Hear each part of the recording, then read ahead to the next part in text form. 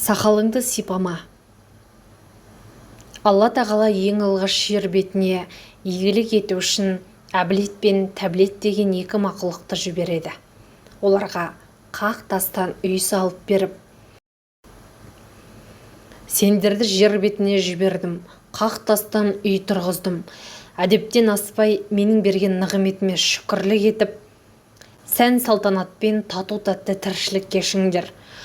Ұрпақтарыңды көбейтіңдер, бірақ некесіз, дәретсіз қосылмаңдар. Ұрпақтарың азады дейді. Олар мінсіз сұлу болғандықтан бірін-бірі көріп ынтықты. Алланың әмірін ұмытып, некесіз қосылды. Одан әбілес туды. Олардың бірінші ұрпағы некесіз болғандықтан тәбілеттің толғағы ауыр болыпты. Ол іблісті қара тастың үстіне босанады. Сол кезде ібліс егімен қара тасқа құлап түседі. Содан егі екіге жарылып, ойылып қалады. Қазақтағы егің тасқа тигір деген қарғысы осыдан қалған екен. Ібліс кейін ер жеткенде егіндегі жарықты жасыру үшін қауғада етіп сақал қойыпты. Бірақ сақалын жел ұшырып, егіндегі жырық көрініп қалады екен.